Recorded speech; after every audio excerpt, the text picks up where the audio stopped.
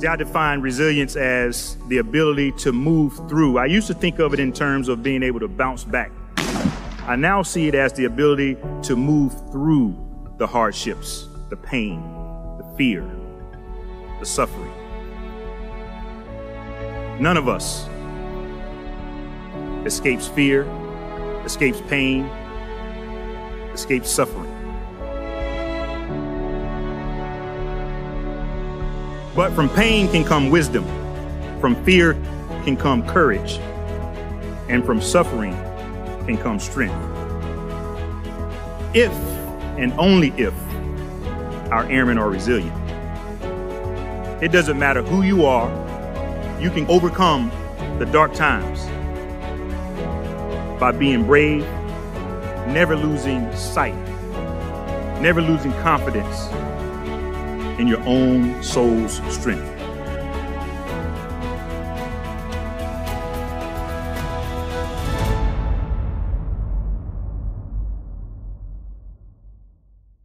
Hello and welcome to Trtv. You can watch this broadcast anytime on our Facebook page or our YouTube channel. In Air Force news, Air University is testing a new accelerated program to help fast-track qualifying Air Force senior non-commissioned officers looking to commission as second lieutenants.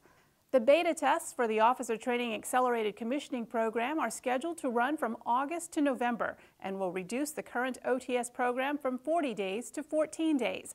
The program was put in place to help revolutionize the air education and training command force development, training the leaders of tomorrow's Air Force.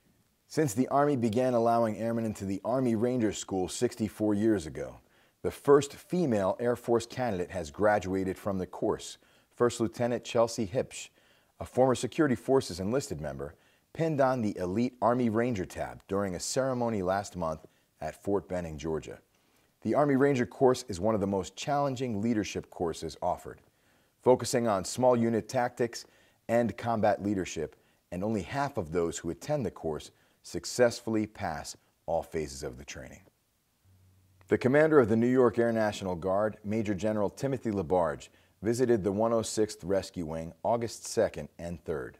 The general spoke at an E5, E6 mentoring event, visited various shops, and flew on our new HC-130J Combat King II. General LaBarge addressed airmen's questions and concerns and discussed the importance of recruitment and vision of the New York Air National Guard. The 106th Rescue Wing hosted Boy Scout Troop 161 of Shoreham for a base tour August 23rd. The troop experienced a tragic loss nearly a year ago when 4 scouts were struck by an alleged drunk driver as they walked near a hiking trail in Manorville. Andrew McMorris, just 12 years old, was killed. Andrew was an artist, accomplished musician, aviation enthusiast, aspiring pilot, and a dedicated Boy Scout. The McMorris family and Troop 161 are holding the Andrew McMorris Finish the Hike Memorial event on September 30th.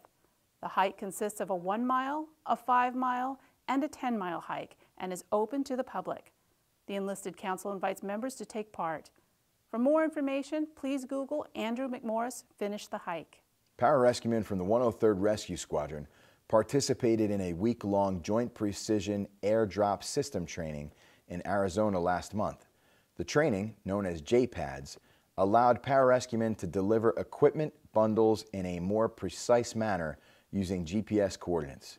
J-PADS will decrease the risk of failed equipment bundle delivery and increase mission success. As you're out and about this weekend, please be sure to congratulate our Airmen of the Quarter. Airman First Class Kyle Kirsten from the Maintenance Squadron, Tech Sergeant Lou Saeed from the Logistics Readiness Squadron, and Master Sergeant Amanda Hall from the Medical Group. Kudos to you airmen on jobs well done. The dental clinic held a mass dental event last drill handling 87 patients. The next dental event is scheduled for Friday of the November drill. Check tactical calendar or stop into the Medical Group for more information.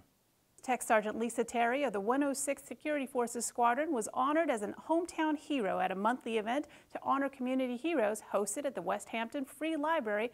Terry, who grew up just across the street from the 106th, was awarded the honor not only for her nearly 23 years of dedicated military service, but also her service to the community.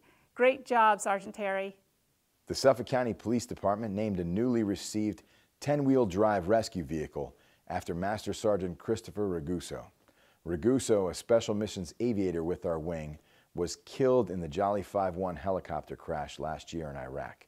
He was also a member of both the New York City Fire Department and the Comac Fire Department. The rescue vehicle in his name will be deployed for snowstorms, hurricanes, and other emergencies. Please take a moment to see the available Force Support Squadron ID card appointment schedule. Your ID card expiration and those of your dependents is your responsibility to track. You must make an appointment for updates and renewals, as walk-in service cannot be guaranteed. Please plan ahead and make an appointment at the web address below. The only exception to appointments occurs during the RSD and the duty day prior to each RSD on a first-come, first-served basis. Calling all officers, captain and below.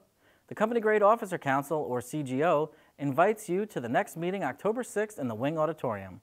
For more information, please contact Captain Dietzler at extension 7640. The Enlisted Council invites members E1 through E6 to meet the candidates happy hour on Friday at the Claddagh in Westhampton. This is your opportunity to meet and get to know the candidates who are seeking election to the Enlisted Council and get to know others from around the base. We look forward to seeing you there.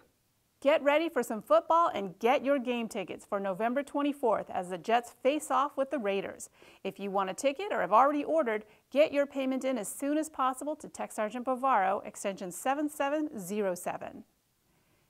If you are a service member approaching or over 16 years time in service, the time to transfer your post 9/11 Montgomery GI Bill is now.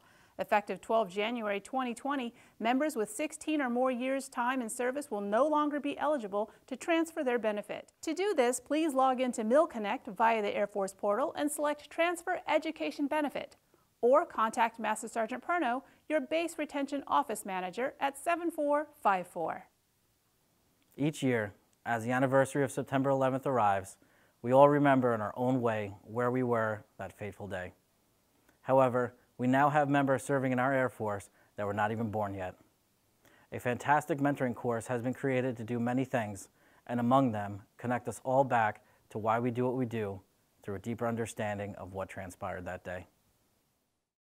So when I first had the conversation about having a developmental trip run by the Enlisted Council, I wanted it to focus on the events of 9/11. The impact it had on me was huge, and this younger generation doesn't really have that. They still join the military to serve their country, and I kind of wanted to give them a little bit of focus on why they're doing what they're doing.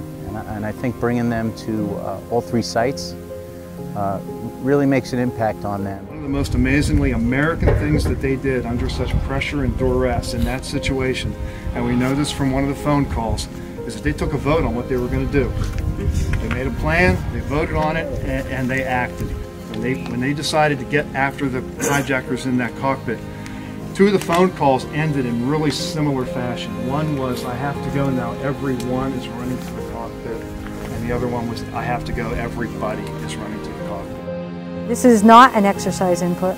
This is not a tragic accident. In a matter of 9 to 10 minutes, we knew that this was something more, but what was it? It was something that we had never, ever seen before or witnessed and couldn't even fathom. Make that promise to not let people forget why we're here, why we serve, and why we defend. And it really did start our new guard on 9/11. We gained that pride for our country again and didn't take it for granted, but that's starting to be lost, and we need to get that back.